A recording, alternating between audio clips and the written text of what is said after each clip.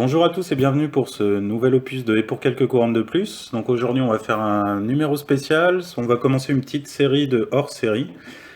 J'aime bien les redondances. Donc le but en fait ça va être de parler de thèmes qui nous intéressent, à la fois du côté fluff et du côté jeu. Sachant qu'on n'est pas des produits fluff et qu'en jeu on n'est pas super non plus. Mais on va essayer de faire quelque chose de sympa. Ce qu'on va faire en fait, c'est un petit peu un héritage de ce qu'a fait Critical Nothing. C'est un podcast qu'on a bien aimé. Je dis on parce qu'aujourd'hui je suis avec Wrestling, Bonjour à alias tous. Jean-Marc. Je te laisse te présenter, Jean-Marc. Eh bien, je joue à War Machine depuis un petit paquet de temps et quand Journeyman m'a proposé de faire cette émission, je me suis dit que ça pouvait être très sympa. J'appréciais vraiment beaucoup le travail fait par Q2 et par Rem sur Critical Nothing et à notre niveau, on va essayer de faire un truc sympa. Donc voilà. Donc pour cette première série de podcasts, on va s'intéresser au thème Force. Et on va commencer aujourd'hui par les thèmes Force Signar, Mercenaire et Scorn. Donc pour commencer, on va s'intéresser à Signar. Signar, il y a trois thèmes force. Il y a la Storm Division, les Son of Tempest et Heavy Metal. On va commencer par Storm Division. Donc à l'origine, la Storm Division, ou Division Tempête en français, c'était la 6e division de la 2e armée. Donc la 2e armée, en fait, c'était l'armée de l'Est. En gros, il y a 4 armées au niveau du Signar. Celle-là, c'était celle qui s'occupait de protéger les côtes des invasions Kriegs. Elle était appelée aussi l'armée de la Rivière Noire ou l'armée de Caspia. La 6e division, c'était la garnison de Caspia, en fait. Donc quand Stryker est devenu le Lord Commander, la 6e division a reçu un nouveau rôle. C'était plus seulement la division de Caspia, mais vu que Signar c'est avant tout une nation pacifique et qui aime répandre le bien et la civilisation autour, ils se sont dit que la cité de Sul en face, on aimerait bien la reprendre. Donc la 6e division a reçu comme mission de reprendre Sul Homénite. Donc en fait c'était une force d'invasion. À son apogée, la 6e division, c'est à peu près 100 000 hommes. C'est près des 2 tiers des effectifs de la 2e armée. Lors de l'assaut contre Sul, ça s'est pas très bien passé. La cité n'a pas été prise et Caspia a même failli tomber face aux Ménotes. Donc ça, vous pouvez le voir notamment, si vous aimez un petit peu la lecture, dans le premier tome des Malévolentes. Je sais pas comment ça est en français. Je sais pas. Tu te rappelles plus, non? Non. C'est les Malévolentes. Où en fait, on voit, donc le titre c'est Into the Storm. Et on voit l'équivalent des 12 salopards chez les Stormblade en fait. C'est un groupe de Stormblade de Ramassis qui sont mis ensemble, on espère qu'ils foirent et en fait ils sauvent la situation à la fin. L'assaut contre Sul ça a été un échec, ça s'est terminé par un match nul en fait, chacun est resté chez soi. Par contre la vision de Stryker pour la 6e division est restée. Ça a été validé en fait, donc le Signar a voulu avoir une force d'assaut rapide avec une grosse force d'impact et qui puisse être vraiment mobile. Cette guerre Caspia-Sul, c'est aussi tout l'arc narratif de la MK1, le moment où Stryker pète un plomb et où le hiérarque Garrick Voyle est investi de pouvoir divin et va faire le foufou dans Caspia. Ouais, et donc c'est là où Voyle meurt, c'est ça, Ouais, il et se où... fait tuer par Stryker qui a l'épée de la Harpie en main et que voilà, il y a Villemont aussi. Enfin, tout le monde se met contre lui, même Ménotte l'abandonne. Triste, c'est Triste, triste. c'est Voilà. une façon de voir les choses. Et c'est à partir de là aussi que Stryker se rend compte que la guerre c'est mal et qu'il commence à évoluer de paladin en gros vers gars un peu moins sympa qui est prêt à faire ce qu'il faut pour gagner la guerre en gros.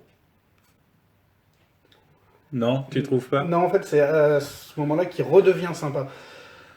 C'est quand Ah, une fois d'accord. que le hiérarque Voyle calanche qu'il recommence à être sympa. Avant, il pétait les plombs, il voulait tuer tous les Ménites et Ouais, voilà, c'est ça. il reste marqué Hmm. par cet épisode, mais là, il repasse du côté lumineux et il redevient le striker voilà, qui défend le Signar.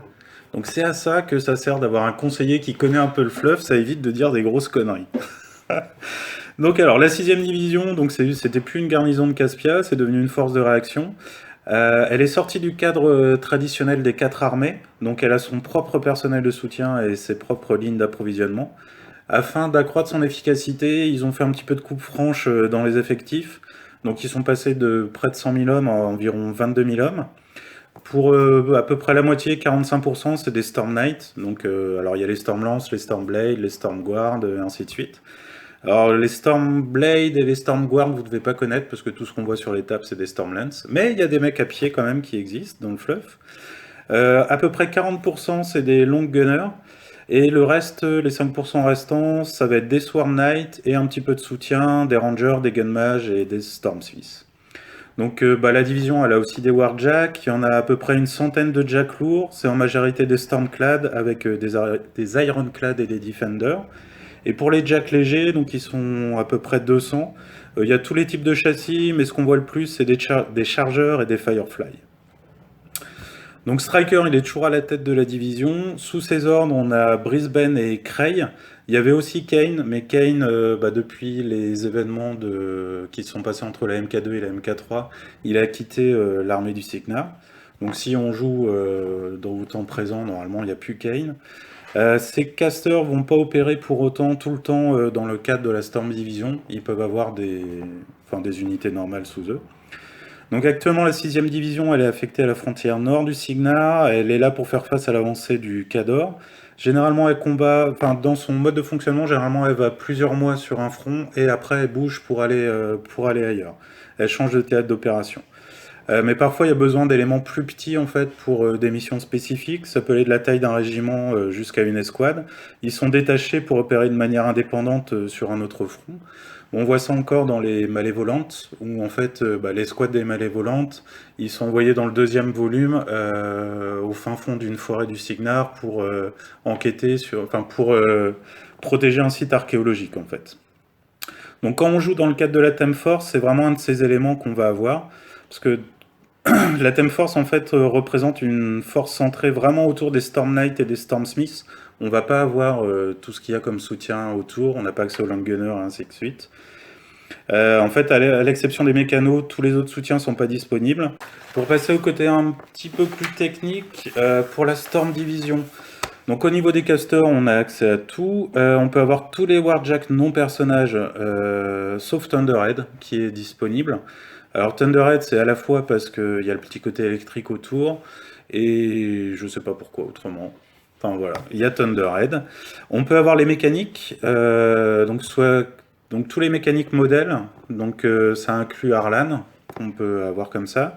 Les Storm Knight, les Storm Smiths. Donc alors dans les Storm Smiths, il y a les Stormcaller, les Grenadiers, les Storm Tower. C'est des trucs que vous avez... Enfin si vous êtes nouveau, c'est des trucs que vous avez jamais vus sur les tables normalement.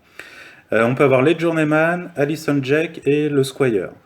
En bonus, donc on peut avoir accès à Savio Montero Acosta. Savio, en fait, c'est un mercenaire, c'est un Tamarite. S'il est dedans, en fait, dans cette Theme Force, c'est justement à cause des romans des Malévolantes. En fait, Savio, ce qu'il veut, c'est affronter les ennemis les plus puissants, et il est pote avec le commandant d'escouade des Malévolantes, ce qui fait qu'il va les accompagner parfois dans leurs combats, même s'il n'est pas intégré à l'armée du Cygnar. Il n'est pas Tamarite dans le jeu. Donc Il n'est pas Tamarite dans le jeu? Non, il n'est pas Tamarite dans le jeu, donc il peut jouer avec Constance Blaise. Ah, c'est dingue ça. Ouais, je sais pas si c'est super utile, mais c'est possible. Voilà. Mais en tout cas, dans le fluff, c'est un suivant de Tamar, et il veut devenir le meilleur possible dans son domaine, donc tuer les gens. Donc alors, sinon, en plus de Savio, tous les 20 points de Stormsmith et de Storm Knight, on peut avoir soit 3 Stormsmith solo, soit un Stormsmith Weapon Crew, ou un solo sur petite base. D'une façon générale, alors on a donc accès à 20 casters, une Battle Engine, 7 solos et 7 unités. Comme ça peut paraître assez large en fait. On peut faire des forces vraiment variées. Ce qu'on a pu voir sur les tables pour le moment, c'est plutôt des forces pas très variées en fait.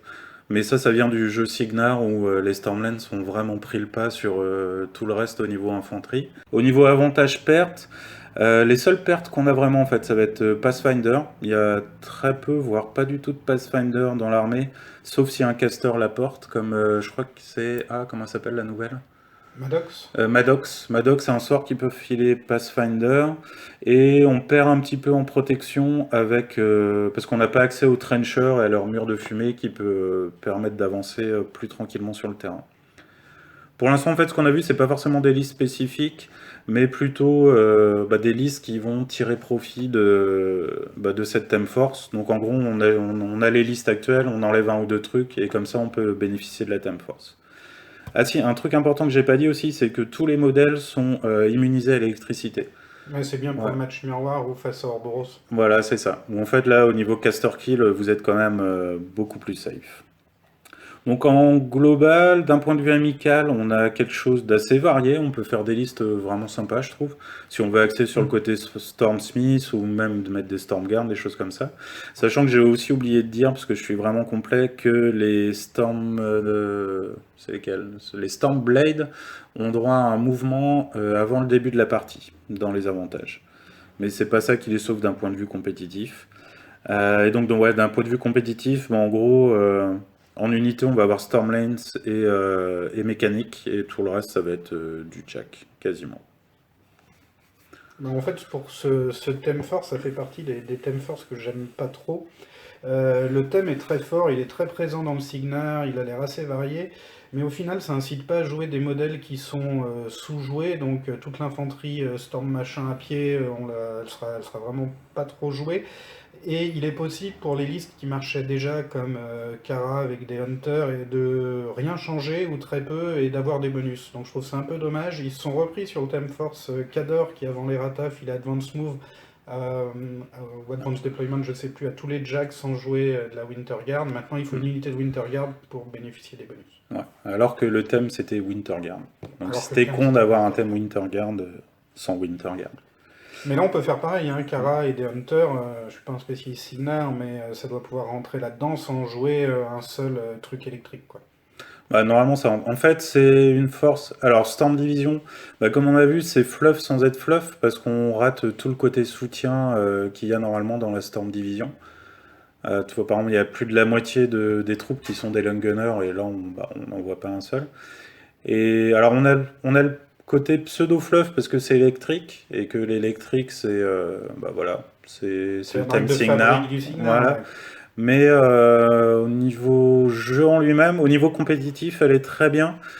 Mais autrement, ouais, je pense qu'il manque quelque chose en fait. Ça nous incite pas à jouer quelque chose. On a beaucoup d'avantages sans avoir à faire de vrais choix dans sa composition de liste. Et ça booste pas les modèles qu'on aurait eu bien besoin, comme les Stormblade Units. Et c'est un reproche que je ferai assez souvent au Time Force, c'est que même si ils font des thèmes comme ça pour booster ce qui est pas joué, ce qui est plutôt une bonne idée pour le faire, c'est en fait ils renforcent ce qui est déjà fort. C'est assez rare les thèmes Force qui vraiment vont booster un truc pas terrible pour le rendre intéressant. On va voir ça dans l'analyse future des autres Theme Force. On va passer à la deuxième Theme Force. Alors, les Sons of the Tempest, en fait, ça c'est une Theme Force qui va concerner tout ce qui est Gun Mage. Donc, alors, ce qu'il faut savoir, c'est que sous le règne de Winter, alors Winter c'était le père du roi actuel, Julius. Donc, ouais, Je Julius. raconterai tout ça quand on Ouais. parlera de Kingmaker. Donc Julius en gros c'est le bâtard de Winter, donc il était roi, enfin il y a deux rois quoi, en gros. Donc Winter c'est quelqu'un qui aimait pas forcément beaucoup les mages, et donc il y avait l'Inquisition qui chassait tous les mages qui n'étaient pas partie de l'Inquisition en fait.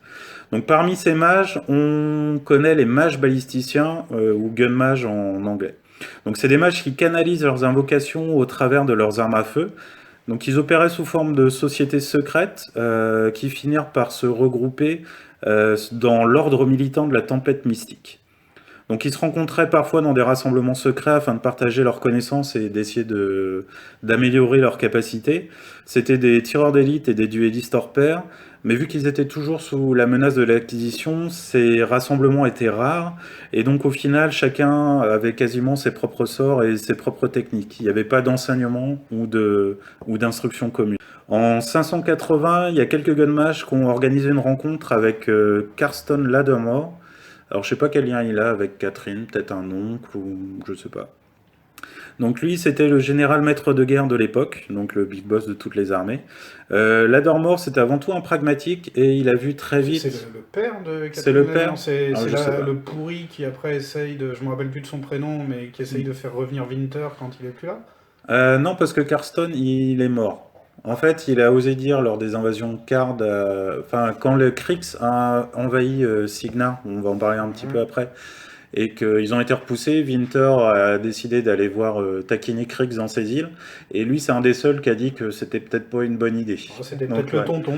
voilà, donc il l'a dit à voix haute et Ouais. voilà, il a plus jamais rien dit à voix haute. Donc alors ouais, c'était peut-être un tonton. En tout cas, il était de la famille de Catherine. Donc lui, c'est un pragmatique et il a tout de suite vu le bénéfice que pouvait apporter l'intégration de ces troupes d'élite en fait au sein des armées du Signar. Il y en avait déjà quelques-uns qui étaient clandestinement dans les armées du Signar, mais ils se montraient pas trop parce que sinon c'était Inquisition, bûcher et ainsi de suite. Donc c'est pas top. Donc il a réussi à faire passer une loi et à contourner le pouvoir de l'Inquisition. Et en fait, ça garantissait aux gun mages un sauf-conduit, en fait, qui faisait que l'Inquisition ne pouvait pas s'occuper d'eux. Et il leur a donné un entraînement s'ils rentraient dans l'armée. Donc il a organisé une branche pour les accueillir et il a fondé l'Académie de la Tempête au sein de l'Académie stratégique qui s'occupe de former tous les cadres du Signar. Donc rapidement l'intuition de la Dormor ça s'est révélé exact et les gun mages ont montré leur utilité notamment lors de l'invasion des troupes Kriegs. Ça devait être un MK2 ça. Ouais. Donc ça s'est passé à la fin des années 580. Donc en parallèle à leur intégration au sein de l'armée, l'armée a décidé de commissionner des armuriers signariens et reliques pour développer un armement spécifique aux gun mages. Parce qu'en fait, le problème du gun mage, c'est que quand il canalise ses sorts au travers du pistolet, ça crée énormément de chaleur et les pistolets ont tendance à avoir une durée de vie limitée. Donc il y a un chef armurier qui s'appelait Brobeck Gross, qui est à l'origine des pistolets et des fusils cinématiques actuels. Donc il a utilisé un alliage spécial qui annule quasiment complètement la chaleur créée par les sorts. Et donc maintenant, les pistolets cinématiques ont la même usure que des pistolets normaux. Et en parallèle, il s'amuse aussi à créer des munitions spéciales qui vont avoir des affinités avec certains sorts pour les amplifier. Donc peu après le coup d'État, Leto, le frère de Winter, qui est l'oncle de Julius, prend le trône. Il y a l'ordre militant de la tempête arcanique qui s'est vu confier une nouvelle mission. Parce qu'en fait, sous Winter, l'Inquisition, ça faisait plein de rôles et c'était notamment un service de renseignement. Et donc le Signar n'avait plus de service de renseignement parce que Leto a dissous l'Inquisition. Donc il y a un nouveau service qui a été créé et celui qui était à la tête de ce service, Bolden Rebald, qui était aussi le chef de Kain, parce que Kain a aussi fait partie des services de renseignement. Donc il a voulu mettre en place des équipes spéciales qui puissent faire le sale boulot. Et donc ça, c'était les Black Strike Force, les forces de frappe noire en français. Donc on en a un exemple dans les listes Signar, c'est la Black 13. Donc ça, c'était vraiment des unités qui sont qui n'apparaissent dans aucun rapport, dans aucun papier officiel. Normalement, on voit ce que fait les Black 13, enfin les Black Strike Force. Généralement, c'était composé de 18 gun mages en 3 équipes de 6. Et voilà, c'était des missions d'assassinat, d'infiltration, ainsi de suite. Tout le sale boulot, c'était pour eux. C'était le bras armé, en fait, les Black Strike Team, pardon, c'est le bras armé des services secrets signariens. Alors, qu'est-ce qu'il en est de la Theme Force? Donc, pour la Theme Force, en fait, on joue pas on joue pas une Black Strike Team. C'est vraiment générique. On a accès à tous les Warcasters du Signar. On a tous les Warjack non caractères qui ont une arme de tir. Alors, ce qu'il faut rappeler, c'est que si on a un Warjack qui est attaché à un Warcaster, il peut rentrer dans une Theme Force. On a tout ce qui est Arcane Tempest modèle ou unité. On a des mécaniques et les Journeyman Warcaster solo. Au niveau des bonus, pour 20 points de gun mage, que ce soit des modèles ou des unités ou des solos, on a droit à un commande attachement ou à un solo gratuit. Les gun mages gagnent tir combiné. Et au début de la partie, avant le déploiement, le caster peut mettre tous ses upkeep sur les unités ou les figurines amies. Et pendant le premier tour, il n'a pas à payer l'entretien de ses sorts. Au niveau du choix, on a donc les 20 casters habituels, 4 solos et 4 unités. Donc on a beaucoup moins de choix que dans la Storm Division. C'est une Thème Force qui respecte vraiment le fluff. On a vraiment affaire à des forces d'élite, mais légères, qui sont là pour opérer à des points précis, derrière les lignes et ainsi de suite. Mais le problème, c'est que bah, les scénarios généralement à War Machine et quand on affronte quelqu'un, bah, C'est pas derrière les c'est pas lignes, très quoi. furtif, c'est pas derrière, voilà. Donc on a quelque chose qui doit être vraiment agréable à jouer, mais vraiment tout en finesse parce qu'on bouge, on évite, on contourne, on va repousser des gars, les mettre KO et ainsi de suite. Mais en face, dès qu'il y a trop d'armure ou de figues qui peuvent pas être bougées, ça devient vraiment très très compliqué. Donc un petit peu, tu me diras ce que tu en penses après, mais en fait, je trouve que c'est un petit peu l'opposé de la Storm Division. C'est que là, on a quelque chose de vraiment fluff. Le fluff est vraiment respecté, mais le problème, c'est que c'est tellement bien respecté qu'on va avoir du mal dans certaines parties classiques, en fait. Moi, j'aime plus celui-là que la Storm Division parce qu'il respecte vraiment plus le fluff. Et pour jouer ce tel force-là, on joue vraiment la force en question. On gagne pas de bonus si on n'a pas pris les mecs qui sont liés à ce thème force. Donc j'ai une préférence pour ça. C'est vrai qu'en termes de purement compétitif, vu qu'il y a beaucoup d'armure, beaucoup de jack et tout ça, ça va peut-être être plus compliqué que pour d'autres thèmes force, mais moi Bah, ce qui est je sympa trouve avec ça. celle-là, je trouve, c'est que pour le coup, on fait vraiment une liste en fonction de la thème force. Ouais. C'est pas, on a notre liste et on bidouille deux trois trucs à la marche pour gagner les bonus d'une thème force. C'est vraiment celle-là, bah, il faut qu'on la fasse. Il faut qu'on y réfléchisse en tant que thème force Son of the Tempest. Et puis c'est aussi avec l'électricité, les gun mage, c'est quand même une spécificité Signar, même s'il y en a eu là pour les mercenaires, ça reste le truc, une unité emblématique du Signar aussi. Mm. Bah, sachant que pour les mercenaires, c'est bon, on verra ça éventuellement après, mais les gun mages du Lael sont vraiment en lien avec les gun mages du Ouais. Signar en fait. Donc c'est pas vraiment défini. Donc au final, moi je trouve que c'est une thème force très sympa. Si vous jouez en amical ou si quand vous allez en tournoi, vous voulez pas faire le top 3 absolument et partir au WTC, honnêtement, allez-y, ça doit être vraiment super agréable à jouer. Bon, alors ça vient, enfin moi j'aime ce style de jeu là aussi, donc ça biaise un petit peu le jugement peut-être. Mais ouais, de mon côté, je mets un gros coup de cœur sur Son of the Tempest. Vraiment quelque chose de sympa à jouer en amical. Je suis assez d'accord. Et on va passer à la troisième thème force, donc c'est Heavy Metal. Alors Heavy Metal, je ne vais pas avoir grand chose à dire. En fait, Heavy Metal, ça va être la liste, la thème force à Jack de Signar. En gros, pour le fluff, c'est quand on doit attaquer une position fortifiée ou quand il y a trop d'armure en face, on réunit des jacks et puis on fonce dans le tas ou on pilonne. Au niveau des choix, donc à nouveau, on a droit à tous les casters, à tous les warjacks non personnages, sauf Thunderhead, parce que lui, il est partout. lui. Il est partout, lui. Il y a Nemo qui essaye de le placer. D'ailleurs, Thunderhead, il a été détruit dans le fluff, non? Je me demande Il si- a été réparé. Il a été réparé, Ouais. Nemo l'a réparé depuis. Donc on a droit aux mécaniques, bon bah ça paraît normal. On a droit au Sword Knight. On a droit à Runewood, vu que c'est le Big Boss des Storms. Enfin, je sais pas si c'est vraiment le chef des Sword Knights. Non, c'est un chef d'une province, Runewood, mais Ouais. enfin, déjà je vois pas ce que les Swarm Knights viennent faire là-dedans, parce que si c'est pour attaquer des forteresses et des positions fortifiées, Bah, c'est parce que les Sword Knights, en fait, dans leur entraînement, sont habitués à se à battre combattre aux côtés des Jacks, en fait. Ouais. D'où leur bonus en jeu où ils ont un dé supplémentaire, ainsi de suite. Ouais. Donc on a le droit à voilà, donc Runewood, tous les solos avec Battle Group Controller. Alors Battle Group Controller, c'est les solos qui peuvent contrôler un Jack, leur donner des ordres. C'était comment l'ancien nom? C'est Jack Marshall. Jack Marshall, ouais. On a le droit au Squire et à la Battle Engine. Donc au niveau des bonus, par tranche de 25 points de Warjack ou de BE, on a droit à un Command Attachment ou un solo gratuit. Donc ça c'est du classique. Autrement, tous les solos et les unités de mécanique ont droit à une reposition 3. Donc ça peut être pas mal pour aller réparer quelque chose et prendre un peu plus de terrain ou reculer pour se protéger. Et enfin, la zone de déploiement est augmentée de 2 pas supplémentaires. Donc sur cette thème force, je vous dirais que je ne l'ai pas joué, j'ai pas eu trop l'occasion de voir quelqu'un jouer non plus. Je sais pas ce que t'en penses, toi, Jean-Marc. Peut-être avec Darius.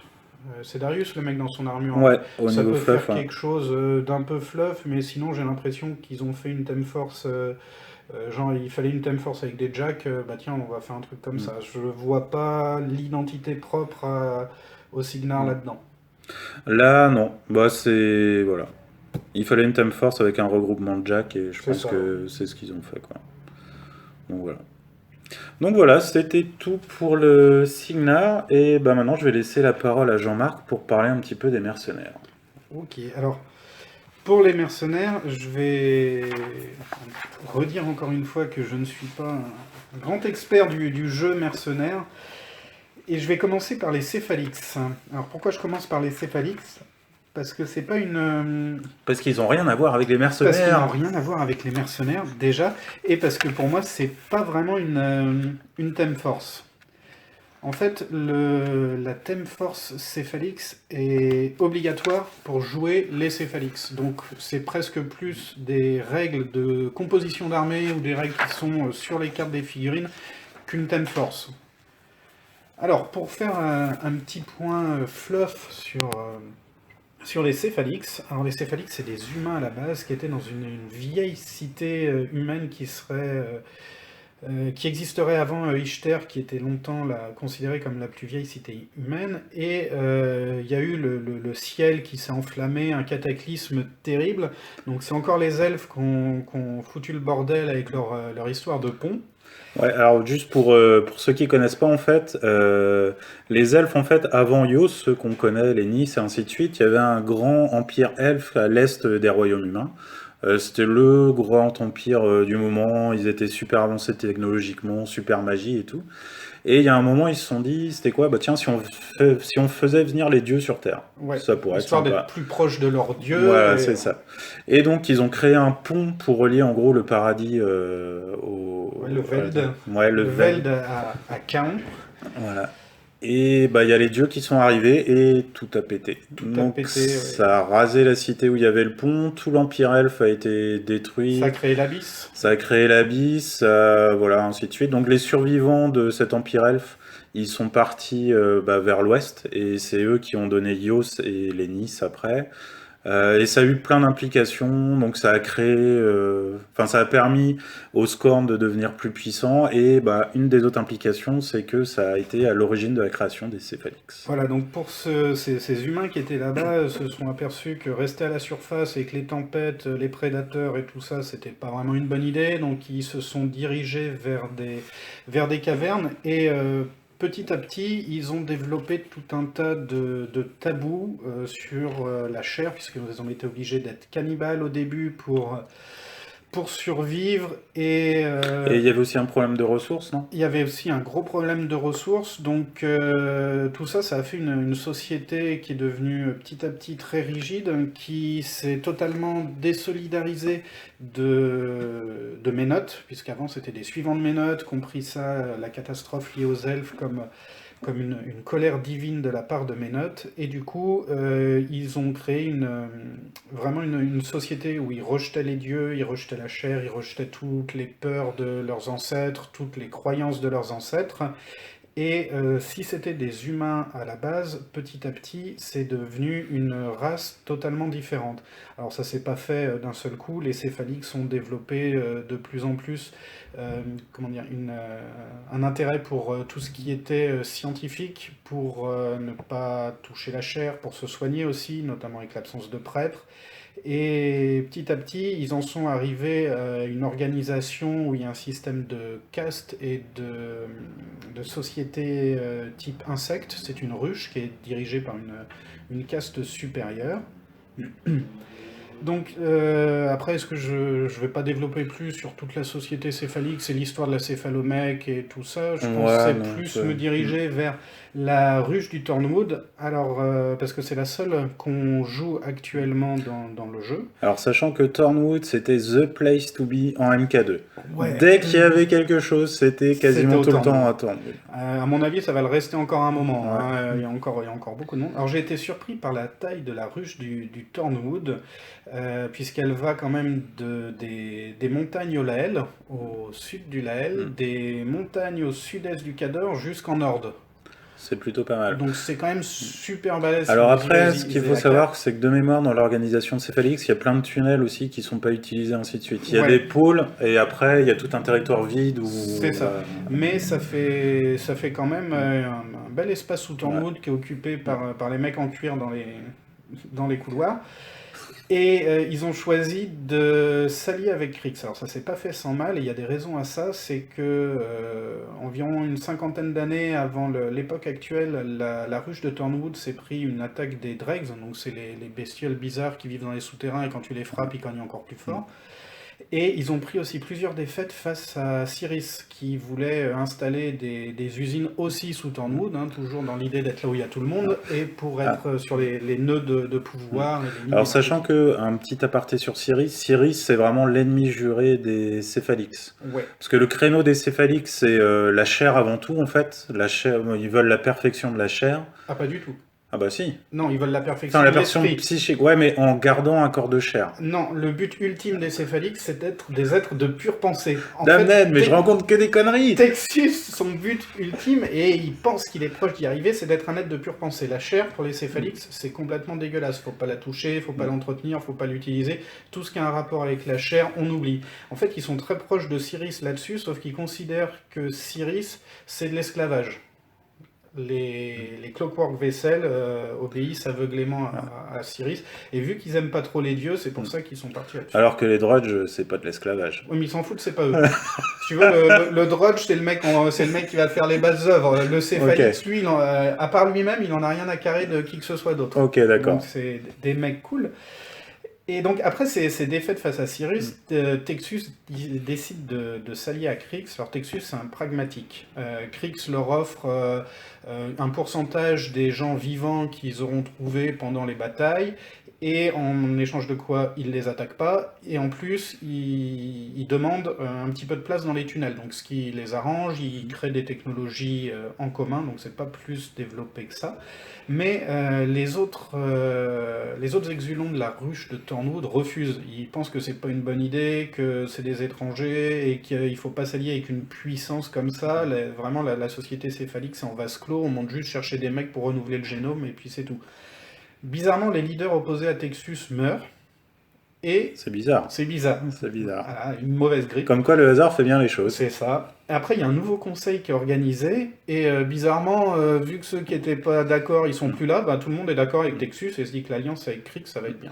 Sachant que, ouais, un truc à savoir chez les Céphalix aussi, là je vais essayer de pas dire de conneries, les conseils en fait, c'est pas des gens qui parlent autour d'une table, c'est un combat psychique en fait. C'est on va communiquer entre nous et c'est le plus fort en fait qui va remporter la décision. Alors, ça, Donc là, Jean-Marc va me dire c'est n'importe quoi. À toi, Non, Jean-Marc. c'est presque ça. Ils arrivent à parler entre eux, mais les exulants, faut pas qu'ils restent trop longtemps, soit au même endroit, soit en contact, parce qu'ils veulent montrer qui c'est le plus fort, sachant que la force chez les céphalix, c'est qui est le plus intelligent. Et donc, ils peuvent échanger des données, des infos sur l'avenir de la ruche, sans forcément que ça crée un combat. Et dans les conseils, ça peut... T'as pas dit totalement une connerie, ça peut être un peu les deux. Donc l'alliance avec Krix, ça marche super bien. Donc même s'il y a des pertes chez les Drudge et chez les castes inférieures des Céphalix, bon c'est pas trop grave, hein, ça se remplace, mais ils arrivent à avoir plein de nouveaux esclaves, à faire des progrès, etc. Donc la ruche de Tornwood en ce moment, elle est plutôt dans une période florissante pour elle. Texus, c'est vraiment un pragmatique qui, donc, comme on le disait, veut devenir un être de pure pensée, et lui, il pense que Cyrus, donc leur ennemi mortel, peut être la clé pour ça. Donc il veut combattre Cyrus, aller voir ce qui se passe, et essayer de trouver un petit peu comment transcender l'état de chair. Alors je voulais juste faire un petit truc sur la vie chez les Céphalix, parce que si jamais on me propose un jour d'aller dans les royaumes d'acier, s'il y a un endroit où je veux pas aller, c'est chez les Céphalix. Alors en fait, il n'y a pas de temps libre, il n'y a pas de loisirs, il n'y a pas d'art, il n'y a pas de poésie, il n'y a pas de culture, il n'y a pas de musique, il n'y a pas de lecture, parce que tout ça... Ça sert à rien. Voilà. La seule chose qui compte, c'est la tâche qu'on leur a donnée. Alors c'est super sympa. Ils expliquent notamment que quand il y a une tâche très sympathique où ils découpent la main des esclaves pour leur coller des armes à la place, et ben en même temps ils font des problèmes de maths, ou ils pensent à des trucs, c'est comme ça, hein, c'est leur petit moment de détente. Ils dorment pas vraiment, ils ont des cycles courts d'une espèce de sommeil, et ils ne mangent pas non plus. Ils s'injectent une espèce de purée de champignons des cavernes directement dans l'estomac. Donc la société céphalix, ça fait pas rêver. Ménottes à côté, ça paraît être un centre de vacances, quoi. Donc, C'est l'orgie chez mes notes. ouais. Donc maintenant, pour parler plus du thème en jeu, donc comme je l'ai dit en préambule, c'est pas vraiment un thème. Pour moi, c'est plus des règles de composition d'armée. Donc on peut jouer tout ce qui est Céphalix, toutes les monstruosités évidemment. Et les Céphalix Warcaster, il y en a deux. Les monstruosités, il y en a trois. Les modèles, les unités, je sais plus Il y en combien a deux. Enfin, trois avec les Ouais, c'est Dominators. ça. Le thème permet de jouer les Céphalix, et pour moi, ça s'arrête là. Ça a été un peu le maître étalon, peut-être pour tous les autres thèmes qui ont été développés par la suite, puisque pour 30 points d'unité, on peut avoir un Céphalix gratuit. Les monstruosités gagnent hyper agressif, et il y a une unité qui peut gagner Ambush. Donc Ambush, pour moi, c'est un peu la facilité. On a une unité pourrie ou pas forte ou autre dans un thème force, tiens, on va lui donner Ambush, et puis comme ça va En même temps, monter les Bush, points. c'est une capacité qui est toujours sympa, hein. Pouvoir arriver de flanc, ça peut faire chier les solos qui sont derrière, le soutien, Je suis enfin, bien ça d'accord, mais reste toujours utile. c'est très utile comme capacité, mais c'est un Mm. peu la solution facile pour les thèmes, et il y a quand même Mm. beaucoup de thèmes qui donnent une unité en embouche. Et voilà, c'est à peu près tout ce que j'ai à dire sur les Céphalix. À noter aussi que c'était la seule Thème Force qu'il y avait dans le livre de base de mémoire. Oui, Donc parce que sans voilà. ça, on pouvait pas Voilà. jouer les Les Céphalix. Céphalix. Donc en termes de jeu, les Céphalix, il y a généralement deux gros styles de jeu. Alors ça va être soit plein de monstruosités. Alors parce que les monstruosités, ça coûte vraiment pas cher. Donc c'est soit plein de monstruosités dans la face et on essaye de raser tout ce qu'il y a, ou alors on va jouer plein d'unités de Drudge. On peut monter jusqu'à une soixantaine de figurines et on noie l'adversaire sous le nombre. Sachant qu'il faut faire gaffe parce que au niveau du système de jeu, je trouve qu'ils ont bien repris l'esprit Céphalix. C'est-à-dire qu'à chaque fois dans l'unité, il y a un Céphalix et des esclaves Oui, modifiés autour. Et donc les esclaves, c'est de la merde, sauf que le Céphalix peut leur donner des pouvoirs spéciaux, augmenter la force, ainsi de suite, les faire exploser. Ce qui fait que même une petite merde, en fait, bah, faut faire attention, ça peut faire vraiment très mal. Et là où on retrouve aussi bien le côté Céphalix, c'est que bah, les Céphalix sont vraiment dépendants de leur chef d'unité. Et si jamais on réussit à les éliminer, tout d'un coup, la force de frappe est vraiment réduite. ouais. Donc voilà, je trouve que, alors c'est pas vraiment la Thème Force, mais les Céphalix en eux-mêmes, je trouve qu'ils ont réussi à bien lier le système de jeu et l'histoire, le fluff. Ouais, ça colle vraiment. Ouais, c'est vraiment sympa. Céphalix, j'ai joué un petit peu, alors j'ai trouvé ça un petit peu ennuyant. Mais après, c'est des goûts personnels. Le gros problème des Céphalix, en fait, c'est que bah, les figurines qu'on achète, on peut pas les utiliser ailleurs. On peut vraiment les utiliser que pour faire du Céphalix. Et pour l'instant, il n'y a que deux casters Céphalix, ce qui fait au niveau diversité, voilà, c'est un petit peu Ils moyen. feront, à mon avis, sûrement un thème Force Book Mm. Céphalix. Ils vont être Ouais. obligés, puisqu'il y en aura un pour chaque sous-faction mercenaire. Peut-être qu'à ce moment-là, les joueurs Céphalix auront un truc en Mm. plus. On verra. Voilà. Alors, à noter quand même que pour essayer de diversifier un petit peu les compositions, il y a des solos céphalix en fait qui sont des attachements, enfin qu'on rattache à une unité de mercenaires classique, ce qui fait que l'unité de mercenaires en fait on en a pris le contrôle et elle devient une unité céphalix. Ouais, puis c'est pas Donc mal, c'est assez fluff c'est fluff d'imaginer le aussi, mec ouais. qui va derrière et qui manipule tout le Mm. monde. Je trouve ça assez. Donc voilà. Donc au final c'est thème force sympa. Enfin moi voilà, ça remplit, je trouve qu'il a rempli son job. On va passer à la suivante. Ouais. Alors, la suivante, on va parler de Hammer Strike, qui est la Thème Force Rulique. Alors, pour le point fluff, Rul, c'est le royaume des nains et de leurs frères Ogrun. Donc, on reste sur quelque chose de très classique au côté fantasy pour les nains. Et après, je vais développer un petit peu tout ce qui sort du pas classique. Donc, les nains, euh, Donc ça vit dans des cavernes, ça vit sous la montagne, ça aime la bière. ça aime la bière, ça creuse la terre, ça trouve des métaux, ça respecte vraiment la loi, l'ordre, plutôt le bien et les anciens, puisqu'ils descendent, les dieux nains ont réellement existé. C'était 13 pères originels qui ont été créés par un dieu montagne qui voulait se servir d'eux pour les réduire en esclavage. Ils ont tendu un piège au dieu montagne et ils ont créé le peuple de Rul. Donc on reste sur des codes, il y a celui de la loi, celui de la richesse, celui du marteau, enfin c'est vraiment, on est sur du nain très classique. Et en plus, ils adorent la guerre défensive, c'est vraiment que ça, des gros canons, des gros warjacks, et ça continue comme ça. Donc maintenant, ce qui n'est pas classique, c'est que déjà, ils n'ont pas tous des barbes.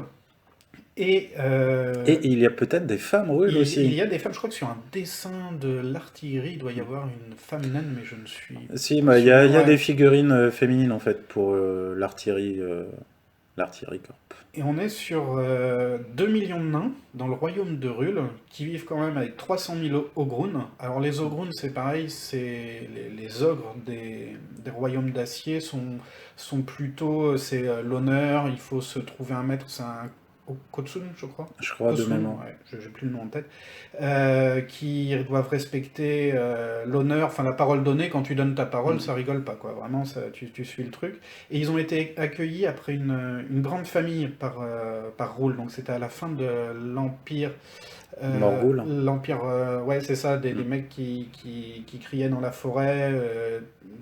Quand cet empire s'est disloqué, il y a eu une grande famille et les Ogruns ont été accueillis chez les nains. Et depuis, ils sont considérés comme le peuple frère, quoi. C'est la même valeur, c'est pas du tout des citoyens de seconde zone ou autre. Et en plus de ça, il y a 10 000 gobeurs, 10 000 bogrines. Les bogrines, c'est des gobeurs en plus méchants et plus agressifs. Et environ 40 000 humains Putain, qui j'aimerais vivent. bien avoir des bogrines en unité alors. Ouais, ça serait marrant, hein, des Des gobeurs, mais tout méchants énervés, gobers. quoi. Non, ils sont un peu plus grands, un peu plus costauds, mais bon, je pense que ça doit rester quand même un peu ridicule. Et donc 40 000 humains. Donc là, on est vraiment sur quelque chose d'assez différent de la fantaisie classique et de l'image classique du nain, où ils sont beaucoup plus ouverts et beaucoup plus tolérants que dans Le Seigneur des Anneaux ou dans Games Workshop, par exemple. L'armée qui est jouable, c'est des mercenaires donc, mais c'est plus ou moins l'armée de Rul. Alors c'est un peu moins vrai pour les Warjacks, puisque tous les Warjacks qui sont dans le jeu sont plus des Warjacks civils, qui ont été un peu modifiés pour aller faire des trucs. Je crois qu'il y a Mais l'Avalancher en qui doit fait, être ouais, de jet manière militaire. générale, les nains ils sont plus pour. Alors de mémoire, hein, les nains ils sont plus pour la versabilité en fait. C'est on fait un truc et il faut que ce soit bien pour le travail Ouais. et on peut l'adapter pour le combat aussi. Mais si Gorten, je crois que c'était le gars, il avait bricolé un Warjack et il s'était dit tiens, je vais aller me vendre un Ouais. petit peu. Et en, Ah ouais, juste un aparté, sachant que les rules, enfin les ruliques, c'est pas des rigolos au combat. Quand les Orgoths sont venus, par exemple, il y a un royaume qui a résisté, c'est le royaume de Rul. Ios aussi. Ouais, et Ios aussi. Mais Sauf que c'est des elfes, on n'aime pas Rul, les elfes. ils se sont pas fait envahir par un mammouth qui tombe sur une porte et après c'est la porte ouverte pour les scores. C'est le seul royaume qui n'a jamais été envahi et comme tu le disais, au combat, ça rigole pas. L'armée Ouais. Rul, personne veut la défier. Ça pose des problèmes, notamment au Cador, quand ils envahissent des villes ou autres et qu'il y a des quartiers ruliques, ils font un peu gaffe, Ouais. quoi. Autant lors de la magie fraternelle, les Greylords se débrouillent pour aller voir la bibliothèque, autant les nains, faut pas trop les Les gêner. nains, on les baise. Alors les nains, c'est vraiment, on est dans notre royaume, voilà, on fait pas chier, on fait du commerce et ainsi de suite, Ouais. mais on vient pas s'immiscer dans votre politique. Par contre, vous venez pas nous faire chier non plus, parce que Ouais. sinon, C'est la guerre et ça ouais, rigole pas. voilà. Et donc l'armée qu'on joue, c'est quand même des troupes de Rul qui, vu que personne vient vous taper à leur porte pour les envahir, ils veulent un peu Ouais. s'entraîner, donc ils vont aller se vendre un petit peu au plus offrant aussi pour voir un peu la politique humaine, ce qui Alors, se passe. c'est pas forcément au plus offrant parce que les mercenaires ruliques vont pas non plus Ouais, ils vont pas chez chez tout le monde, Trix voilà. mais ils veulent quand même se vendre. Et puis on reste dans le côté des nains, l'argent c'est bien, quoi. Ouais. Alors, je sais pas si tu as autre chose à dire sur le fluff. Non, non, non. En jeu, ça respecte clairement le thème. Alors, je trouve que je vais pas dire sous-factions parce que j'aime pas ça, mais les petites factions comme Rule ou les pirates ou Blindwater Congregation, c'est vraiment c'est très. L'animateur quoi? Ouais, c'est un Ça truc, tu sais qu'il y a existe? des crocodiles et tout. Des C'est crocos. c'est Il y a des chouette. crocos qui Il y a existent. Rask. Tu vois qui c'est Rask? Non, Donc, ça me dit rien du tout je te ça. montrerai. Donc en fait, ces petites factions, le thème est très facile à générer en thème force, c'est-à-dire que tu prends tous les Ruliks, tous les Ogruns, voilà, tu as ton thème, c'est pas très compliqué à faire. Donc là-dessus, ils ont bien respecté le thème. Par contre, pour moi en jeu, je le trouve mauvais. Alors je le trouve mauvais, pourquoi? Parce qu'il n'offre rien à ce qui est déjà faible, c'est-à-dire l'infanterie naine. Les nains ont de bons casters, surtout un, Osroom, et de bons jacks, surtout les légers, mais leur infanterie, elle est quand même pas terrible en jeu. Et le thème aurait pour moi plus dû s'axer là-dessus vraiment et booster ça, parce que donc pour 20 points d'infanterie, on peut avoir un command attachment ou une weaponry unit, donc l'artillerie ou un beau cours solo, et la zone de déploiement est augmentée de 2 pas, et les warjacks lourds et les weapon crew gagnent reposition 3. Donc les Weapon Crew et les Warjack, c'est déjà ce qui était joué. Donc en fait, si quelqu'un joue une Thème Force Rulik avec Osroom, il va avoir 3 pouces de reposition sur ses Jack lourds et sur son artillerie. Il va avoir 2 pouces de déploiement en plus. Voilà, ça booste le caster qui était déjà fort. Ça booste pas les deux autres, et l'infanterie aurait vraiment... Il y avait un thème qui avait filtré, fut un temps où on croyait que c'était ça, et je trouvais que c'était un peu plus Alors, il y avait des sympa. murs, je crois. Non, Il y des avait des tranchées. tranchées, il y Ouais. avait le gobber, donc le gobber pourquoi pas, mais c'est surtout l'infanterie avait Relentless Charge, ou Ouais. voilà, il aurait vraiment fallu booster l'infanterie. Alors, sachant que quand tu dis que ça booste Osroom, en fait, ça booste pas forcément Osroom, parce que Osroom, il aime bien avoir des éléments qui sont pas reliques Ouais, non, quand je dans dis sa c'est liste, en des fait. 3 casters nains, Ouais. celui qui a le plus intérêt à prendre le thème, c'est Osroom, et qui est déjà le meilleur par rapport Ouais. aux deux autres. Donc je trouve qu'ils auraient pu faire mieux, filer reposition par exemple aux unités plutôt qu'aux Warjack et aux Ouais. artilleries. Un petit bonus sur la charge, je sais pas, une fois par partie, un quarter, un plus de mouvement. Donc ouais, je suis déçu pour les joueurs nains. À voir après, peut-être que c'est avec des UA qui vont rajouter ça aussi. Ouais, On encore sait une fois, pas, on verra verra. le thème Ouais. force. Hein. Donc ouais, au final, ouais, celui-là, ça apporte pas grand-chose en jeu. C'est fluff. Si vous voulez jouer fluff, allez-y. Et puis c'est C'est... toujours la classe de jouer une armée full Ouais. nain Ouais. au Brood, quoi. Mais après, voilà, c'est pas mauvais, hein. C'est juste que ça apporte pas forcément grand-chose en termes de jeu. Ça limite les choix sans apporter vraiment grand-chose en plus, en fait. On passe au suivant. On passe au suivant. Alors, Kingmaker, c'est un peu le gros morceau des thèmes force mercenaires. Déjà, Alors pourquoi Kingmaker, Jean-Marc? pourquoi Kingmaker? C'est le faiseur de roi, l'armée du faiseur de roi. Alors, si on remonte à 2 rois avant au Signar, il y avait Winter. Winter, c'était un roi... Un mec bien. un Carré, mec sympa. Carré, voilà. Et il était tellement carré qu'il voulait que tout le monde rentre dans le carré, tous ceux qui n'y étaient pas, une petite séance de torture, comme tu le disais, l'Inquisition, hop, on trouvait des trucs chez les gens et on voyait jamais ces personnes-là, fallait pas parler trop fort. Donc il y a eu je reviens vite fait sur Leto qui est un peu forcé, enfin pas forcé, mais qui se rend compte que son frère devient complètement fou, qui est aidé par l'église de Moreau, il y a un petit coup d'état qui se fait. Tout le monde arrive dans la salle, Winter tue tout le monde, sauf Leto. Leto, voilà, éclair de Moreau, hop, et Leto devient roi. Parce que ouais, faut savoir que Winter, ça doit être le meilleur combattant quasiment Ah oui, de tous les royaumes d'acier. bah, il se fait Ouais. Sachant qu'il a, à la base, c'est un simple guerrier. C'est pas un mage, c'est pas un warcaster. Non. Il a, bon alors, il a peut-être du matériel pour l'aider un petit Il peu, a un petit mais peu, il a une armure magique qui le ouais. régénère, un peu comme celle de Vlad, il a une épée, enfin c'est vraiment... c'est le plus mais balèze à la des base, combattants. c'est un humain classique. Et c'est le mec qui peut foutre la tôle à peu près n'importe Bah, qui. d'ailleurs, dans Blood of King, il tient la dragée haute à Vlad qui est aussi aidé par Drago, Drago, ouais. donc il maintient les deux sur un pont Ouais. et puis sans transpirer, quoi. Donc si on revient sur Winter, on va revenir justement donc l'armée de Kingmaker est celle qui est décrite dans le livre Blood of King. Donc tous les livres de Skull Island sont pas top, mais celui-là j'ai vraiment beaucoup aimé. Ouais, il est Je l'ai vraiment trouvé sympa, très ouais. sympa avec Wrath of the Dragon Father, c'est vraiment deux qui sont très bien. Donc ça commence avec l'annonce de la maîtresse de Winter qui vient le voir pour lui dire ce que ça te dirait d'avoir une famille, une femme à toi, des enfants. Et puis comme tu le disais, Winter c'est un mec cool, donc il s'énerve en lui expliquant que ça allait pas vraiment être possible. Et il est prêt à faire un tarif de groupe. Hein. Si elle lui annonce qu'elle est enceinte, c'est bon. Voilà. Donc elle fuit et elle va vers l'église de Moreau, vers son prêtre pour confesser tout ça. Le prêtre va voir le primat et il décide de cacher Julius et la mère de Julius en attendant des jours meilleurs. Donc Julius, lui, il est élevé par une famille de fermiers, mais la maison brûle et il est emmené par des inquisiteurs qui avaient suivi sa trace. Ça a Alors, faim un petit peu. Quand tu dis la maison brûle, La maison brûle c'est aléatoirement. pas par hein. accident. Voilà. Enfin, c'est bizarre, il y a des inquisiteurs qui arrivent Et et la la maison maison brûle brûle. avec les parents à l'intérieur. Il n'y a C'est que ballot, c'est Julius dommage. qui s'en sort, mais il y a un enfant du même âge qui est retrouvé à cet endroit-là. Bref, tout le monde pense que Julius est mort, et donc après il y a tout un arc narratif durant la MK2 où Magnus et Kane, donc Magnus qui était un officier du Signar sous Winter et qui est resté loyal à qui est Winter. resté loyal Ouais. à Winter après, mais il s'est aussi aperçu que Winter pétait un peu les plombs, notamment quand Morgul, donc le Scorn, le chef des bourreaux Scorn arrivent pour le torturer, il commence Ouais, à alors, dire que parce c'est que pas cool. petit aparté, mais ça on va en parler après un petit peu dans la thème list Scorn, Winter, il a aussi été se balader du côté des Scorn.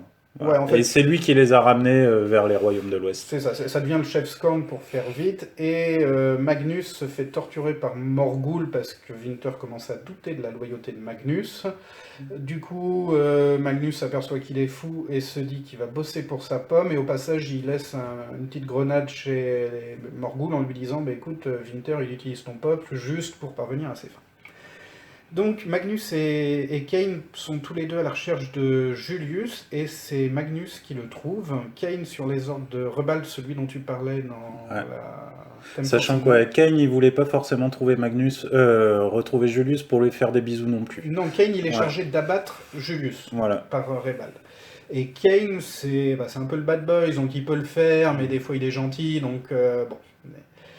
Et c'est donc tout l'arc de la MK2, je vais pas revenir dessus, donc c'est Magnus qui le trouve, et Magnus crée une armée complète de mercenaires, il va acheter des galéons, il recrute Bartolo. Enfin, D'ailleurs, il y a le premier galéon jamais construit qui est utilisé par Magnus en fait dans le roman. C'est Ouais. le premier galéon. Et donc dans Blood of King, Alors, juste un petit aparté de Ouais. te couper encore. vas-y. Quand on dit une armée complète de mercenaires, en gros, une armée complète de mercenaires, allez, on va dire c'est 10 000, 20 000 hommes max, et encore vraiment max. Donc, dans le roman, en fait, on voit la plus grosse armée jamais réunie de mercenaires, en gros, c'est peanuts comparé aux armées qu'il y a en face. C'est pour moi, alors l'interprétation que j'en ai, c'est quasi équivalent à une des 4 armées du Signar. Ah non, pas du tout. Ouais, moi, je le voyais comme ça. Non, c'est largement en dessous. On vérifiera. S'il y a des experts du fleuve qui écoutent et qui veulent nous laisser une petite information. Et donc en fait, Cain est chargé de tuer Julius, donc il se passe tout un tas de péripéties, mais il change d'avis au final en se disant qu'il est peut-être innocent et qu'il veut d'abord parler avec lui, et puis il en a un peu marre des ordres de Rebald qui a l'air d'être un peu un type carré aussi, quoi. C'est vraiment le pragmatique à outrance.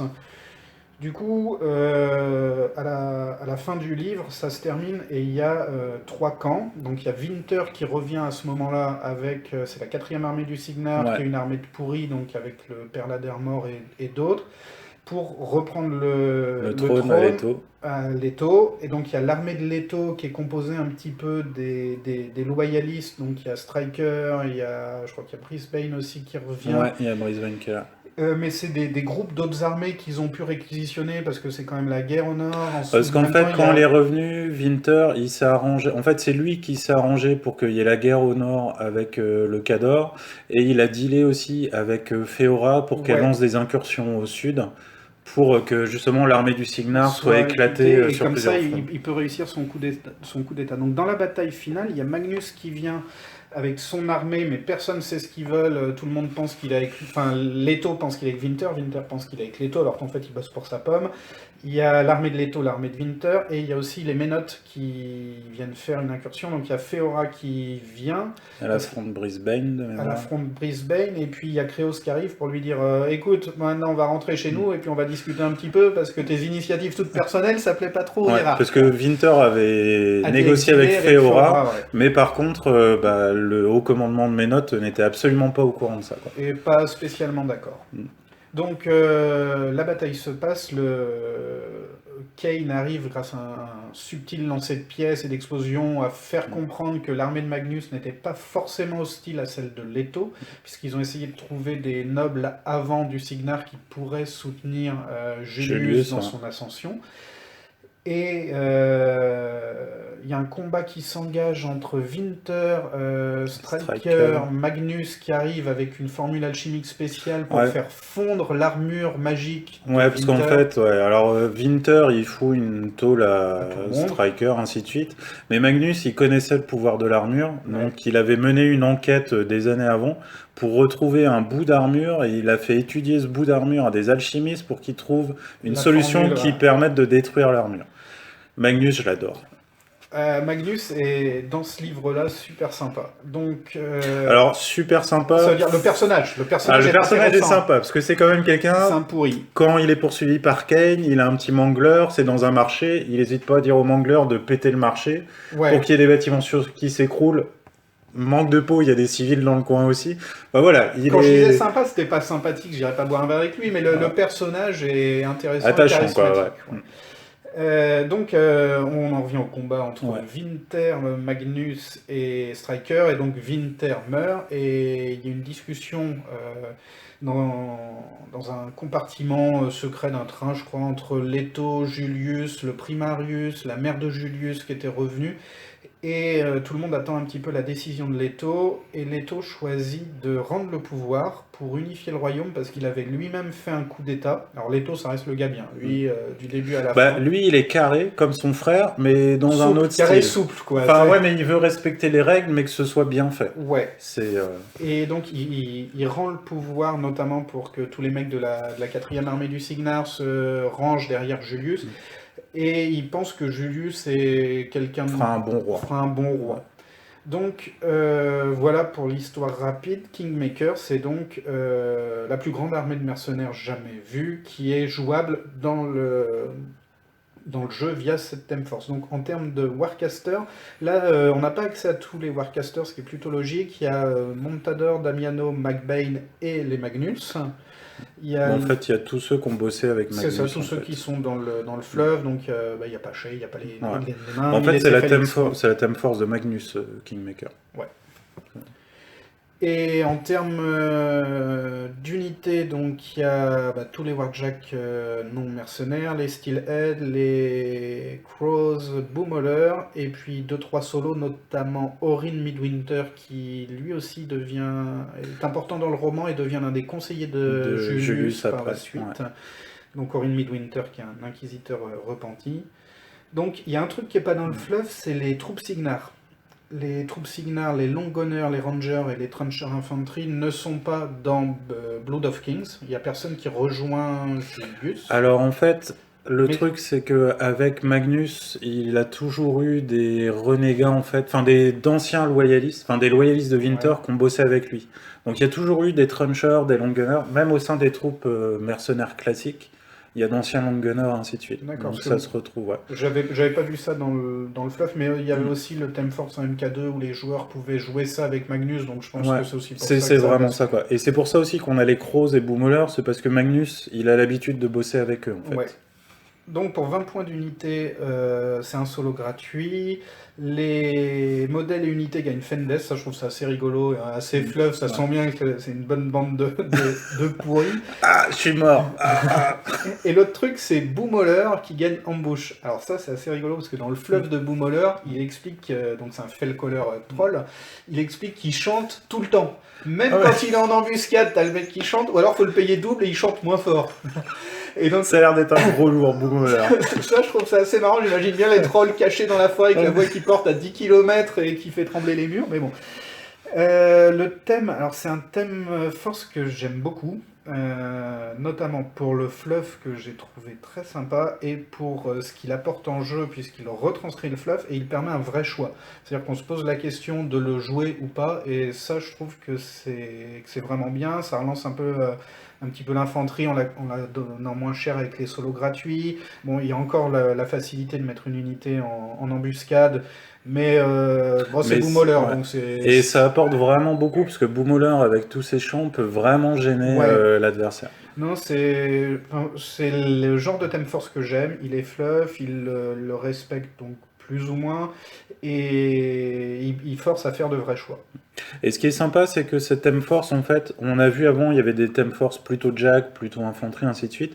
Avec ça, on peut vraiment faire n'importe quoi. Avec Damiano, on peut faire la marée avec une quarantaine de fantassins, donc il y a un mur de fumée avec les trenchers, et derrière, on va avoir les stylets d'albardier, et ainsi de suite. On peut faire du jack avec Magnus 2, enfin, il y a vraiment plein de façons différentes de faire. Et là, pour le coup, on a réussi à remettre au goût du jour des figurines qui ne sortaient jamais, en fait.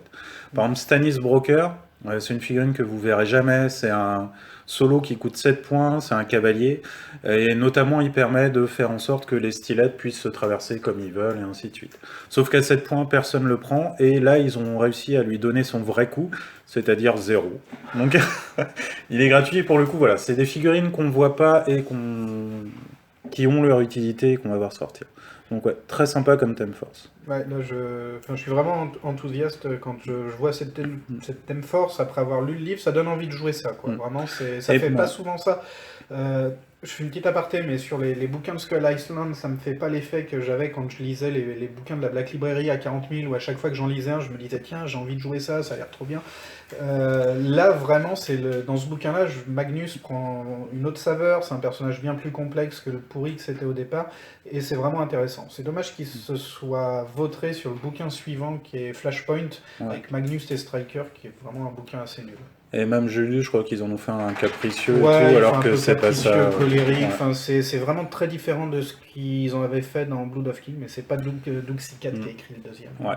Mais honnêtement, Blood of King, si vous avez l'occasion, lisez-le. Et comme les Malevolent dont j'avais parlé avant, là, les deux Into the Storm Into et the Into Wild. the Wild sont vraiment très sympas. Et Wrath of the Dragon Father aussi, qui est un peu moins sympa, mais qui est sympa quand même, et qui se déroule en parallèle des événements de Blood of King. Donc on a fait le tour des mercenaires et maintenant on va passer au Scorn. Donc Scorn, la thème force c'est Winds of Death, les vents de la mort, ça en jette. Donc c'est une thème force qui est basée sur les Venator. Donc les Venator c'est une caste de guerriers en fait. Faut savoir que la société Scorn elle est organisée selon un système de castes et de maisons. Et les maisons Scorn ont quasiment tout le temps été dirigées par des seigneurs de guerre qui sont à la fois des guerriers et des ascètes. Donc les guerriers ils suivent le code du Oxune.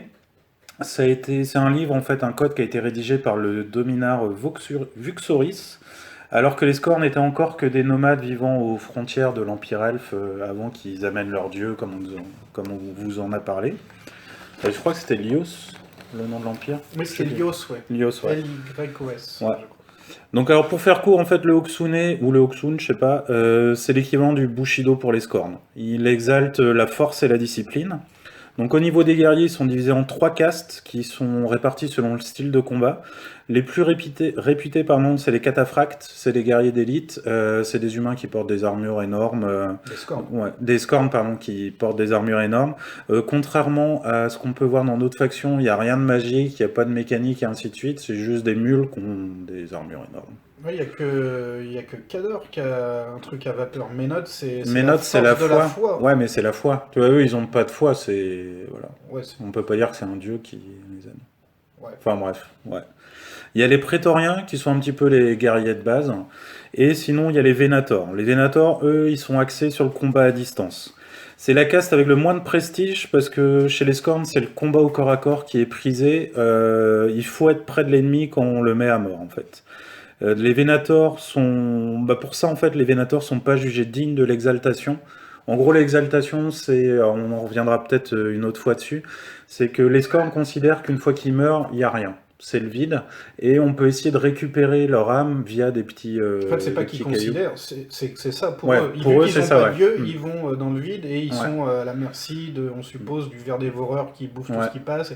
C'est une sorte d'enfer, un mix entre l'enfer grec et l'enfer Ouais. chrétien. Pour eux, Donc, c'est c'est la pas merde, très quoi. sympa, quoi. Voilà. Ils ont beau aimer faire souffrir les autres, eux, ils ont pas trop envie de souffrir.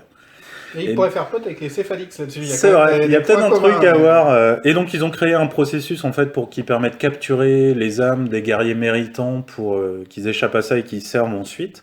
Et donc les Venator, on considère qu'ils sont pas dignes de ça. Alors heureusement pour les Venator, pour leur ego, il y a quand même une caste en dessous. C'est les, alors faut que je retrouve, c'est les Aestestian, c'est les Estatians. En fait, c'est ceux qui sont recalés des Prétoriens. Donc voilà, tout ce qu'il y a en dessous en fait des Venator, c'est ceux qui n'ont pas réussi à être des prétoriens, et c'est les miliciens en fait. Donc traditionnellement, les Venator, ils utilisaient des javelines, des frondes et des armes de jet. Il y avait aussi quelques armes lourdes, mais en fait, les armes lourdes, elles servaient juste à détruire les murailles ou à tuer les warbeasts les plus énormes. En fait, le rôle des Venator, c'était de permettre aux cataphractes et aux prétoriens d'aller au corps à corps. Voilà, c'est des faire-valoir, c'est tout quoi. Donc tout ceci, ça va changer avec l'arrivée de Winter, encore lui, puisqu'il était partout. Donc Winter, au moment où il s'est fait renverser par Leto, il s'est échappé dans un ballon. Manque de bol, le ballon il pouvait pas le diriger et ça l'a amené aux frontières de la nation Scorn. C'était prévu parce que Saxon Auric, qui était l'Indiana Jones méchant du côté de Winter, avait découvert une nation de guerriers. Il se disait que là-bas, il pourrait peut-être Je récolter pensais un que peu du c'était monde. il y avait un petit peu de hasard. Je crois pas, je crois Ouais, que Saxon avait vu ça avant. il est trop balèze Saxon. Ouais. Donc Winter, il est arrivé aux frontières de l'Empire Scorn. Fidèle à lui-même, il a affronté tous ceux qui se présentaient devant lui et il les a battus parce que c'est un badass. Et il y a juste un petit problème pour les Scorn, c'est que selon leur code, en fait, si un guerrier réussit à vaincre le chef d'une maison, il devient le chef de la maison aussi. Donc ce qui fait que Winter a pu prendre le contrôle d'un grand nombre de maisons périphériques. Après, il est parti à l'assaut des maisons majeures et il les a vaincus. Il y a eu une grande bataille finale, notamment auprès de la première cité Scorn, dont j'ai oublié le nom. Et Winter a réussi C'est à... la maison de Balash, non? C'est la maison de Makeda qui Ouais, tenait, ouais. c'était Makeda qui était en face de Winter et il a réussi à battre Makeda après avoir tué toutes ses Warbeasts. Donc Makeda, elle, en fait, quand elle a entendu parler de Winter, elle comprenait pas comment un simple humain pouvait faire tant de dégâts. Parce que pour elle, si tu peux pas puiser dans l'énergie des beasts, tu Et peux puis pas faire de autant. base, tout ce qui n'est pas Scorn est une espèce inférieure. Voilà, C'est c'est un ça. troll, un humain. C'est ça. Si t'es pas Scorn, t'es rien. Même quoi. l'élite, comme les Ouais. pharaons, tu vois, ils considèrent Ouais. que c'est une espèce Et pourtant, inférieure. c'est l'élite de Et l'élite. Pourtant, voilà. Pharaon, Ouais, vraiment, là. c'est plutôt pas mal. Donc les partisans de Winter, eux, pour expliquer leur défaite, parce que c'était pas possible qu'ils se battent, enfin qu'ils perdent face à une sous-race, en fait, ils ont expliqué que Winter, c'était le réincarné. C'est-à-dire que c'était un esprit Scorn qui était revenu sur Caen. Bon, pas de bol, il est arrivé dans le Dans corps, le mauvais dans corps. le mauvais corps. Et donc, il est revenu chez ses frères pour, Les diriger à nouveau. pour les diriger à nouveau. Enfin, voilà. Et donc, c'est pour ça qu'en fait, ils sont pas battus par une sous-race, ils sont battus par un esprit réincarné qui connaît déjà le Hokusune et ainsi de suite. Donc, c'est mieux pour leur ego. Et puis dès que Winter voit ça, il s'en Il l'utilise aperçoit, aussi, il ouais. l'utilise beaucoup. Il crée un petit culte autour de lui Ouais. et ainsi de suite. Donc Makeda, elle dit En plus d'être carré, il est humble. Voilà, Winter. c'est- C'est ça qui est cool, quoi. Mais c'est un bon gars, Winter. Moi, Ouais, j'aime bien. ouais. Et donc Makeda, elle croyait pas du tout à ça jusqu'au moment où elle s'est fait battre. Et là, elle s'est ralliée du côté de Winter, ce qui a permis à Winter de stabiliser un petit peu ses conquêtes. Donc ça, c'était en fait la première guerre d'unification. Et en fait, Winter, il a réussi à créer le premier empire Scorn, en fait. Parce qu'avant, les Scorn, c'était plein de maisons qui s'affrontaient les unes les autres, qui montaient, qui descendaient, voilà. Lui, les il a... Scorn sont très attachés durant toute leur histoire, et même encore maintenant, à ce concept de maison. Ouais. Et même si, tu vas nous en dire un peu plus sur l'unification, ils restent très attachés à l'indépendance de leur maison, et C'est ça ça. reste un problème. Et c'est pas, ironiquement, c'est comme les elfes. On verra ça quand on parlera de Yos aussi, mais les elfes sont organisés en maisons aussi, pareil. Donc, Winter réussit à créer une nation unie autour de lui. Donc lui, son but en fait, c'est pas de devenir le chef des Scorn. Les Scorn en eux-mêmes, il en a rien à faire. Lui, ce qu'il veut, c'est reprendre son trône. Donc son but en fait, c'est d'utiliser les Scorn pour affaiblir l'armée du Cygnar. Il veut s'arranger grâce à son génie tactique pour que à la fois les Scorn et le Cygnar perdent. Comme ça, avec ses loyalistes, il arrive et il reprend le trône.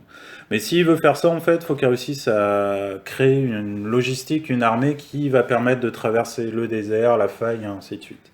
Donc pour ça, il va organiser en fait une série de réformes. Donc il y avait le fonctionnement en maison, ça il va changer ça un petit peu.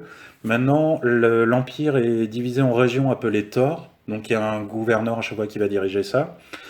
Chaque maison avait un entraînement spécifique pour ses troupes. Là, il fait un entraînement en commun pour tout le monde. Et il va aussi demander au chef de chaque maison d'envoyer des troupes dans d'autres secteurs. Ce qui fait que les maisons n'ont jamais toutes leurs troupes avec elles, ce qui limite les risques de révolte. Il demande aussi à chaque maison d'envoyer des troupes dans l'armée de l'Ouest, l'armée qui est chargée de conquérir les nations humaines et ainsi de suite. Il va aussi créer un nouveau système militaire. Donc il va essayer de préserver les croyances et les traditions Scorn, parce qu'il ne peut pas bousculer non plus tout ce qui existe chez les Scorn. Et il va essayer d'organiser justement tout ce qui est logistique et l'entraînement de centaines de milliers de soldats. Donc les Venator vont bénéficier de ces changements en fait, parce que les premiers affrontements contre les nations de l'Ouest vont montrer aux Skorn que leur style de combat est vraiment différent. L'Ouest, les humains, on se base vraiment sur la puissance de feu et le combat à distance, et les Skorn ont besoin de quelque chose pour rivaliser. Donc les Venator ont reçu un meilleur équipement, un meilleur entraînement. On a changé un petit peu leur style de combat aussi, parce qu'ils reçoivent le canon écorcheur. Donc le canon écorcheur, en gros, c'est un fusil avec une bonbonne de gaz. Et quand on libère la bonbonne de gaz, ça lance des centaines d'aiguilles sur l'ennemi. Donc c'était quelque chose qui existait depuis une centaine d'années, mais c'est Winter qui a mis en place son utilisation massive en fait. Et dans les armées de l'Ouest, on voit qu'il y a des forces qui ont maintenant une majorité de Venator, alors qu'avant c'était inconcevable. Donc la Theme Force Wind of Death, en fait, ça montre justement ce que peut donner une telle force dans l'armée de l'Ouest lors du combat contre les humains. C'est une Theme Force qui a vraiment été... C'est une thème... Ouais, bon, on va couper là, je vais faire un truc. Donc c'est une Theme Force en fait qui a été rendue possible grâce à l'arrivée de Winter. Si on veut jouer des Scorn pré-Winter, en fait, c'est pas possible. Donc au niveau de la Theme Force, on a accès à tous les Warlocks, toutes les Warbeasts qui sont pas caractères, enfin qui sont pas personnages. On a droit à tout ce qui est Venator, aussi bien unité que figurine, que solo. Les unités de Pengiver, mais pas les solo Pengiver. Les solo Extoller, le Mortiteuge Willbreaker et la Battle Engine. Donc par tranche de 20 points de Venator, on a droit à un solo Venator gratuit ou un Weapon Crew. Alors le seul problème, c'est que le seul Venator solo qui existe, il n'est pas encore sorti. Donc, les Warbeasts, elles gagnent Swift Hunter, donc elles ont un mouvement de 2 pouces si elles détruisent une figurine au tir. Et autrement, on gagne un mur au déploiement qui ne peut pas être placé à plus de 20 pouces du bord de table. Donc au total, ça nous fait 16 casters, une Battle Engine, 3 solos et 5 unités. Sachant que dans les 3 solos, il y en a un qui n'est pas sorti. Et c'est le Venator Dakar, c'est lui qui booste les Venators en plus. Donc ça, c'est un petit peu dommage. C'est une Theme Force qui n'a pas forcément énormément de choix au niveau des unités. Au niveau des beasts, ça reste comme avant. Je vous dirais que je suis pas super emballé par la Theme Force. J'ai discuté un peu avec des joueurs Scorn. En gros, ce qu'ils pensent de la Theme Force, c'est que c'est nul. Généralement, ceux qui prennent la Theme Force, c'est qu'ils se rendent compte qu'avec leur armée classique, bah, ça leur donne accès à la Theme Genre Force. une liste Exercice 2 avec plein de beasts, Voilà. hop, tu chopes un mur gratuit. Voilà, et c'est puis, ça. voilà. C'est en fait là pour l'instant les joueurs Scorn ils arrivent plutôt à la Theme Force par accident quoi. Ouais. C'est on fait notre liste et après ah bah tiens il y a la Theme Force je gagne un mur. Voilà. Alors, c'est pour ça aussi que j'aime pas cette Theme Force. Déjà pour cette raison de j'ai fait ma liste, je gagne un mur. Et puis il y a d'autres choses que je trouve un peu dommage. Déjà il y a des extollers dans la Theme Force, alors que normalement les Venator vont pas être extollés. Si je dis pas de conneries, Ouais, les c'est extollers ça. c'est ceux qui prennent les âmes pour les mettre dans les cristaux. Donc il n'y a pas de raison qu'ils soient là. Après il y a peut-être des raisons de jeu. Hein, Bah je là peux c'est plus comprendre. pour le jeu. Hein. Et Scorn, c'est une culture qui est assez à part et assez intéressante dans les royaumes d'acier, je trouve, et qui est une sacrée richesse. Ils auraient pu faire les cataphractes, un truc sur les beasts, un truc Bah sur les après c'est painkillers. juste la première Theme Force. On sait qu'avec les Ouais, Force Book il y aura d'autres Theme je Force sais qui bien, vont mais arriver. moi Mais j'ai quand même été vachement surpris qu'en Scorn, la première Theme Force, sachant que leur command book il est décalé à je sais pas quand, ça soit un truc sur des tireurs. Je connais bah, peu de joueurs je Scorn qui pense se qu'il sont y a mis au Scorn pour ça. il y a personne qui s'attendait à ce que ce soit une Theme Force Venator qui Ouais. sorte. Donc il y avait plein d'autres possibilités, ou sur les maisons, ou sur je sais pas, mais je trouve que c'est un peu dommage d'avoir ça et qu'elle est assez mal foutue en plus, quoi. Ouais. Bah au niveau Tu jeu, peux avoir encore les bonus sans prendre vraiment de Venator. il n'y a pas vraiment de choix à faire. Enfin, c'est pas une Theme Force qui donne forcément envie de la jouer. Il faudra voir avec le Dakar ou s'ils sortent des nouvelles unités de Venator. Mais pour l'instant, ouais, c'est un aspect qui est périphérique au sein des Scorn. Le Ouais. tir, ça n'a jamais été leur point fort. Les bonus sont pas foufou. Si on les gagne, c'est par accident. Pour moi, c'est une Theme Force ratée en Non, je fait. suis assez Elle d'accord. est pas forcément intéressante.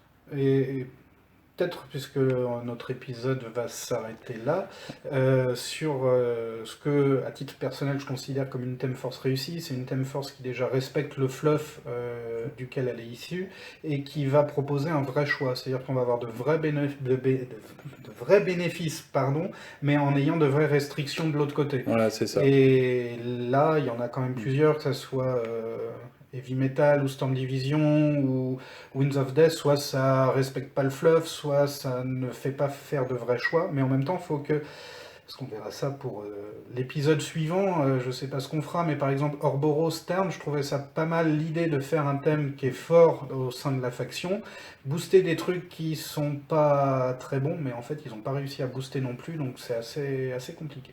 Bah, après avoir, mais on verra ça quand on verra Orboros, mais là il y a des listes compétitives qui commencent à sortir avec, avec le Time Force, ouais. Ouais, j'ai pas fait Donc gaffe. voilà. Mais oui, après, oui, pareil que toi, moi ce que j'aime bien, c'est en fait, quand on fait une liste, on se demande vraiment est-ce que je prends une Time Force ou pas. Pour moi, là, ça veut dire que la Time Force est réussie. C'est ce que, alors petit spoiler, c'est ce que j'ai eu avec Syrah. C'est quand je fais une liste Syrah, je me demande vraiment est-ce que je prends Force Wall ou pas. Et je sais que je vais gagner des choses, mais que je vais en perdre pas mal à côté. C'est pas Force Wall le nom, ça c'était avant. C'était avant, mais moi je suis vieux, tu Ah, sais, c'est je vis vrai. dans le passé et tout, donc c'est pour ça. Donc voilà, bah, sur cette petite conclusion, l'épisode qui normalement devait faire une demi-heure, trois quarts d'heure et qui fait finalement 1 heure et quart se termine.